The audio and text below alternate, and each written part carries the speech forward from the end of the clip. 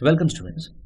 In this question you're asked to find the angle between the pair of lines represented by this equation.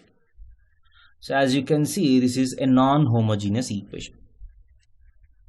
So we have already derived how to find the angle between the pair of lines for a homogeneous equation. So how do we find?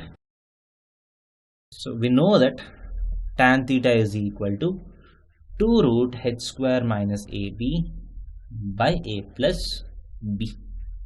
This is the formula for angle between the lines in homogeneous equation.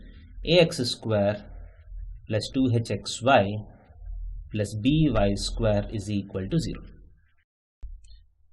So as we know, the angle between the pair of lines, depend only on the slopes of the lines. And in the non-homogeneous equation, we have seen that the slopes of the line determine the quadratic part of the equation and the constants determine the non-homogeneous part of the equation, right? So the angle between the lines, even in non-homogeneous equation, is determined by the quadratic part. So we can use the same formula for angle between the lines even for non-homogeneous equation. So this implies tan theta is equal to modulus of 2 times root of h square minus ab.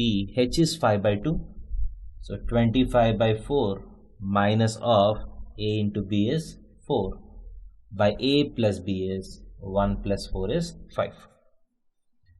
That is equal to 3 by 5.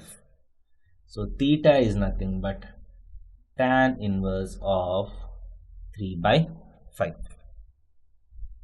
So this will be the angle between the pair of lines. Thank you.